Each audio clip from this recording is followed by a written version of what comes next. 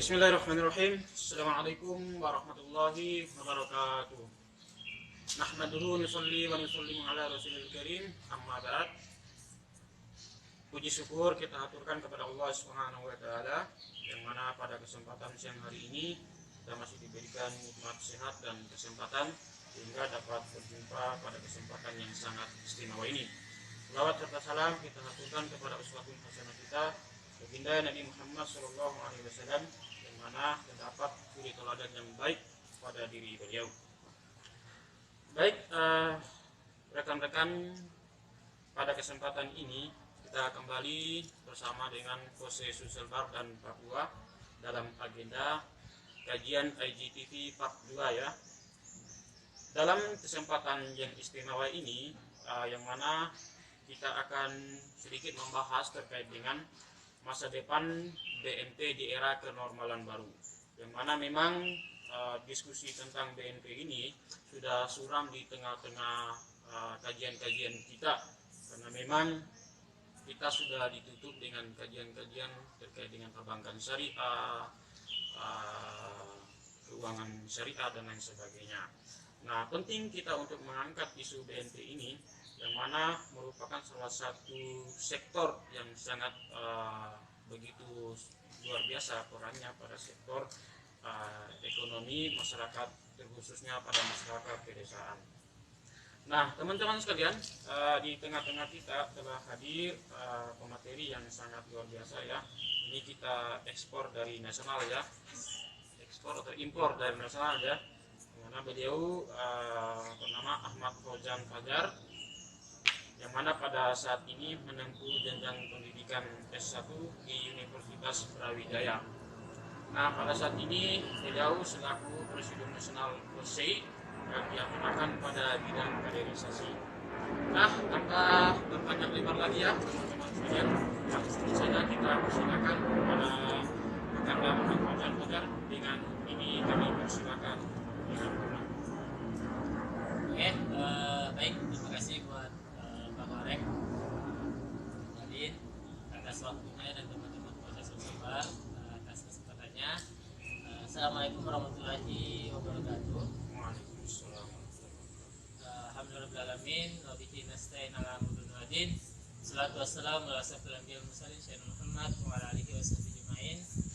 Baik, teman-teman, ya, pada kesempatan kali ini ada satu tema yang menarik, mungkin kita bisa bahas terkait ekonomi syariah, dan ini mungkin seperti yang dikatakan tadi tentu atau mungkin jarang kita bahas, karena sebenarnya ini peran dari keuangan ini, peran dari institusi yang bakal kita bahas ini sangat penting dalam kemajuan ekonomi syariah, yaitu Baitul Mal wa Tamwil ya. Apalagi kita kaitkan dengan kondisi era sekarang ya, gitu ya. Kalau kita ketahui teman-teman, ya kondisi sekarang di COVID sekarang ini, pandemi, banyak yang terkena dampaknya, terutama di ekonomi seperti itu. Tidak hanya UMKM, yang kita tahu UMKM kan di Indonesia ini sangat banyak, hampir bisa dikatakan sekitar 98-99% unit usaha yang di Indonesia itu bentuknya mikro atau mungkin UMKM gitu. Dan itu bisa menyerap 13 juta pekerja, dan ya kita tahu banyak berita kemarin dampak dari COVID ini sangat besar ya, bahkan akan terjadi krisis, mungkin pemerintah akan mengumumkan resesi ekonomi, dan itu dampak-dampak yang akan terjadi. Nah, salah satunya itu institusi keuangan itu terkena dampaknya. Tidak cuma keuangan syariah, tapi nah ini yang kita bahas, Baitul Mal wa Tamwil. Itu ternyata BMT pun terkena dampaknya. Gitu. Karena kan kita ketahui BMT ini bisa dibilang institusi keuangan yang sangat sangat menyentuh banget, sangat menyentuh UMKM. Karena kan memang sebagian besar itu UMKM unbankable, jadi pembiayaannya itu mungkin tidak sesuai atau mungkin tidak sesuai dengan syarat-syarat yang ditentukan oleh bank. Nah, itu biasanya BMT yang memberikan pembiayaan, biasanya itu 10 juta sampai 30 juta. Nah itu, Dan ternyata BMT pun terkena dampaknya, gitu. Dampak dari COVID ini seperti itu. Nah, sebelum ke sana mungkin kita bahas sedikit ya terkait BMT ya. Jadi BMT ini lembaga keuangan syariah mikro yang mungkin fungsinya ada dua.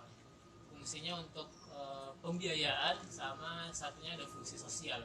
Jadi Baitul Mal itu mengumpulkan uang, dan Baitul Tamwil itu untuk mengolah dana-dana sosial. Misal seperti zakat, infak, sedekah, itu fungsinya. Jadi tetap lembaga keuangan syariah BMT ini kenapa bisa dibilang sangat sangat bagus atau mungkin sangat baik untuk UMKM, karena letak atau mungkin posisinya itu sangat dekat dengan UMKM. Jadi dia bisa masuk memberikan pembiayaan yang dananya sedikit, tapi itu bisa diberikan kepada UMKM.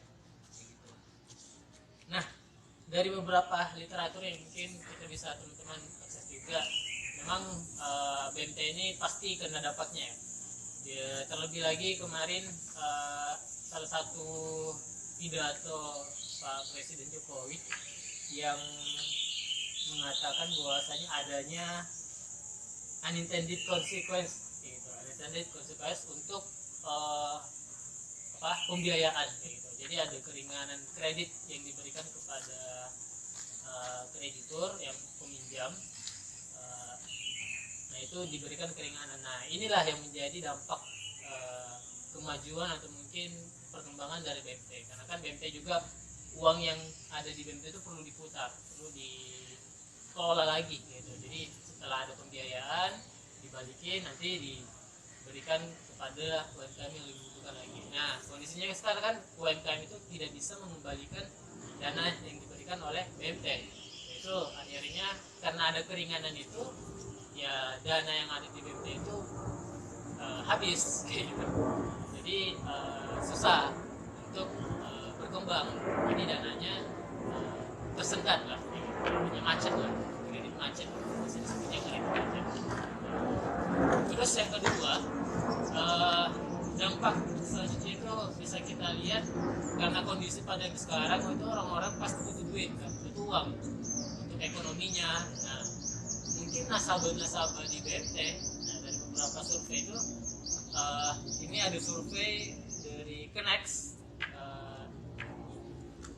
Komite Nasional Ekonomi Keuangan Syariah. Nah, itu mengatakan bahwasanya per Maret kemarin itu dana BMT itu dari hasil survei itu sekitar 1 miliar yang mengalami kerugian atau mungkin dananya ketarik semua oleh nasabahnya. Jadi dana yang di BMT itu habis ditarik oleh nasabahnya, karena ya nasabahnya butuh uang juga kan, seperti itu. Nah, itu mungkin dampak-dampak yang mungkin ya secara langsung dirasakan oleh BMT, seperti itu.